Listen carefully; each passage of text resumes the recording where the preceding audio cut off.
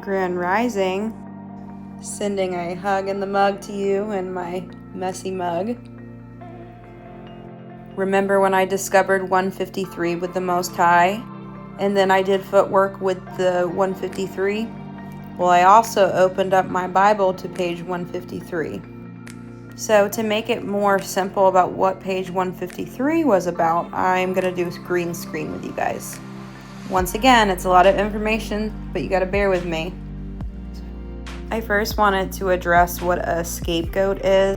It's a person or thing that is blamed for something bad that someone else has done. Also, in the Bible, a scapegoat was used for atonement, and I'm going to teach you how they did their ritual. Yes, a ritual. So, on the Day of Atonement, they would gather 2 goats, 2 male.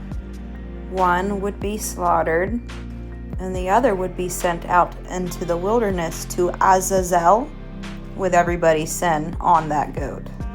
And pretty much what they would do to the scapegoat,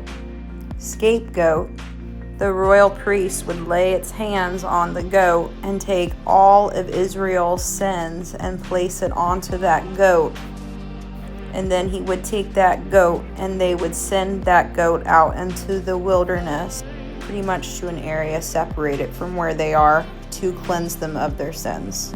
And that's what they believe would happen, is the little goat would go with their sins to Azazel or Hashatan or Satan.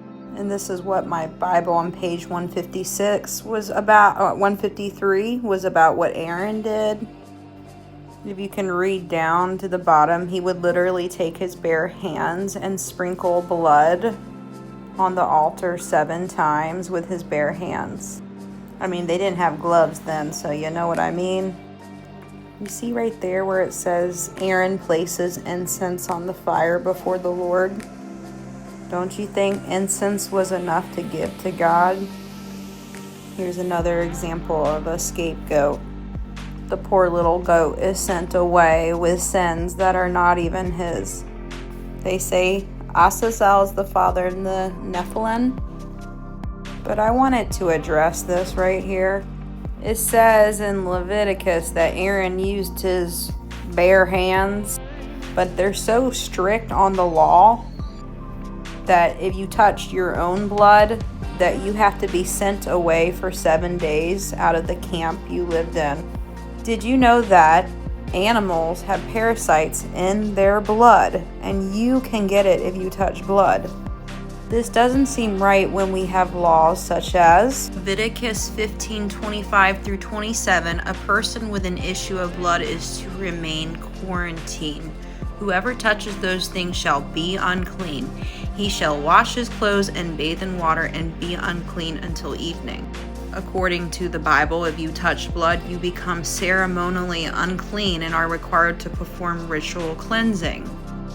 But here we are where it says that it's okay for Aaron to touch blood, animal blood, and sprinkle it all over the altar 7 times. Which goes right back to this, a scapegoat, a person that is blamed for something else bad that has been done, someone else has done, aka a hypocrite. Which, worst of all, that little innocent goat that's blamed with our sins is sent to be slaughtered in the wilderness by Satan. I've done a video on this, but let's address some things from the Gospel of Judas. So the disciples are talking to Yeshua, and they're talking about a dream they had, a vision of different priests, different people bringing things before the altar.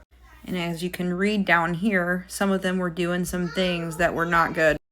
Anyway, they would say how they would come to the altar to fill their troubles. And Jesus would say, "Why are you troubled? Truly I say to you, all the priests standing before that altar invoke my name.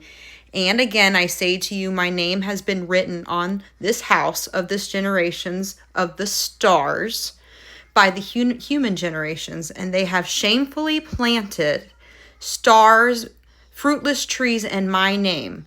Jesus said to them, "You're the ones receiving the offerings on the altar. You're the ones receiving the altar offerings." Then it says, that Yeshua said, look, God has accepted your sacrifice from the hands of the priests. That is the minister of error.